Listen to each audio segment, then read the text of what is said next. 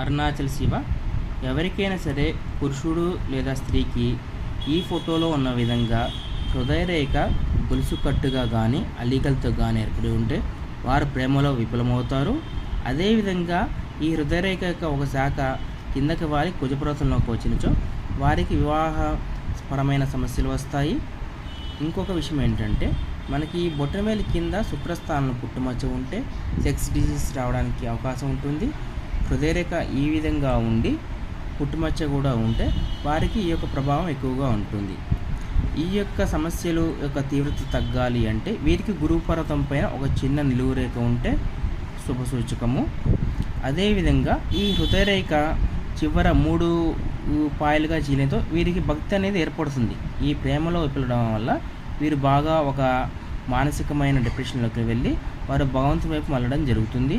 వీరు ఎంతో నిజాయితీ అయిన హృదయాన్ని కలిగి ఉంటారు, నిజాయితీగా ప్రేమిస్తారు అవతలి వారిని. ఈ యొక్క హృదయరేఖ చివర త్రిశూలంలా చీలి ఉంటే మీకు ఎటువంటి జ్యోతిషపరమైన సమస్యలు ఉన్నా నన్ను కాంటాక్ట్ చేయగలరు. నా యొక్క పద్ధతి ఏంటంటే, నేను మీ జాతకాన్ని చెప్పిన తర్వాత అది మీకు కరెక్ట్ అనిపిస్తే నేను ఫీజు తీసుకుంటాను. ముందుగానే జాతకానికి ఫీజు తీసుకొని నా అకౌంట్లో డబ్బులు పడ్డాక ఏమీ చేయలేని స్థితిలో నేను మోసం చేయడం జరగదు. ఒకసారి సంప్రదించండి. మీ గతం చెప్పినాకే మీ భవిష్యత్తు చెప్పబడుతుంది. గతం అనేది చెప్పడం అంటే నేను అక్కడికి ఆ పాయింట్ను చెప్పడమే నా ఉద్దేశము. బాగోలేదని ఎవరైనా చెప్తారు, విషయం ఏంటి అనేది చెప్పడంలోనే ఉన్నది పాండిత్యం. నమస్తే శివాయ.